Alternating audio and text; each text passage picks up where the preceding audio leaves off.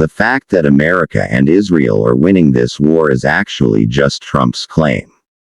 In reality, they are losing, although their warplanes in the sky, bombs and missiles one after another, are all a big attempt to scare Iran so that they can do whatever they want, so that no power in the world can stand in front of them, but the reality is a little different. In this whole game, they have made a mistake that is now slowly being revealed to them. Because they went to prove once again the idea that everything can be controlled with force. And this is where they have made the biggest mistake again. At this moment, if you look from the outside, it will seem that the war has stopped a little. The situation is somewhat calm. But in fact, it is not peace. It is a suppressed fire.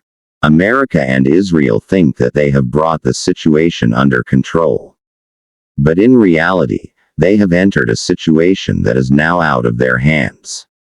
Because they started this war to show their dominance. But its impact is no longer limited to Iran. It is slowly spreading throughout the world. The biggest mistake is to see this war only as America, Israel versus Iran. In reality, there are two wars going on here at the same time. We all see the first one. The war in the sky, where America and Israel are using their technological power and modern weapons to attack Iran. They have weakened Iran's defenses and destroyed important targets. From this perspective, it would seem that yes, they are ahead and they are winning, but basically they have not been able to do much damage to the Iranian military because all of Iran's important military structures are deep underground.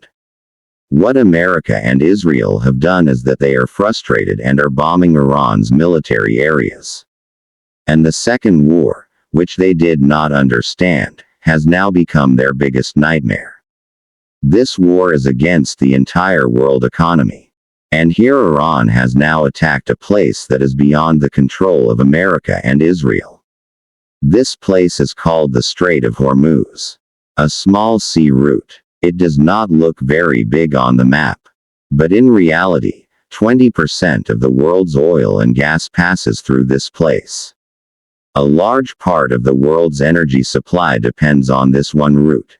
Now imagine what would happen if there was a sudden uncertainty in this place, if there was fear. That's exactly what Iran did. They didn't close the entire route. Because there's no need for that. They just created an environment where every ship, every company, every insurance company is wondering if it's safe to go this route. Sometimes they used drones, missiles, sea mines to send a message. This route is no longer as safe for you as it used to be. And with this one message, they shook the entire system.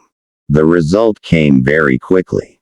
Ships stopped coming. Oil supplies decreased. Prices started rising. And the impact of this price increase has now fallen not only on one country but on the entire world.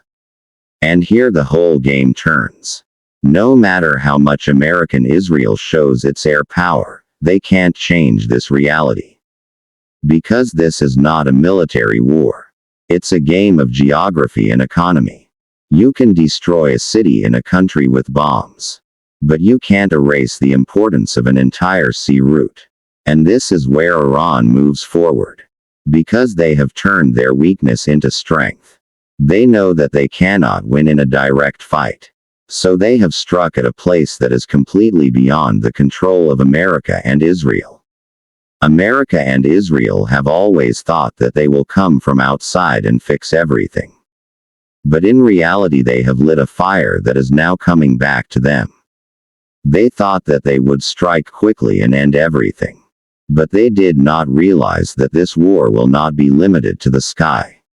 It will spread to a place that they will not be able to control easily. Now the question is very clear. If America and Israel go to the sky, then Iran will continue to play deep in the earth, by sea and within the economy.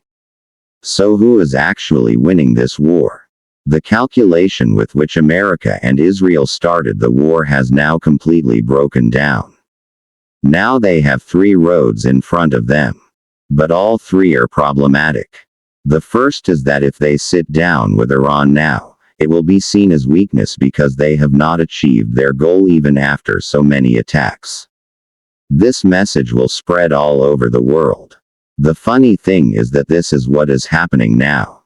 America is no longer able to fight on the ground and is pressuring various countries to maintain a ceasefire.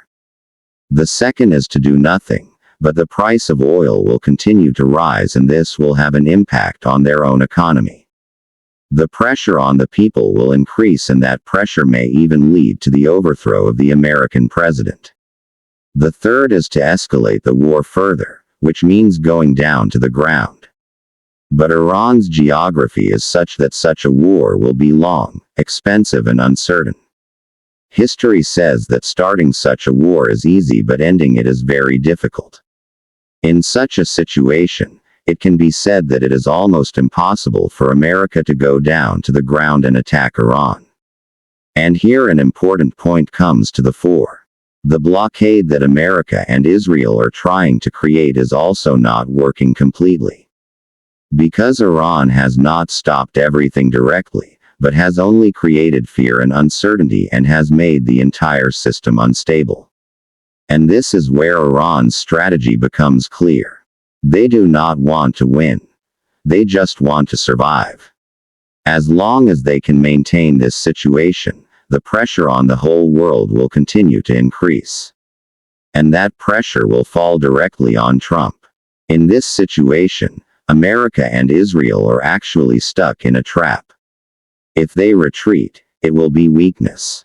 If they move forward, they will face more losses, and if they stay in the middle, the problem will be bigger. That is why many are now saying that this war is not just a war.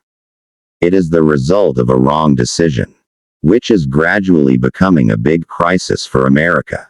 But one truth is very clear. No one is completely winning in this game.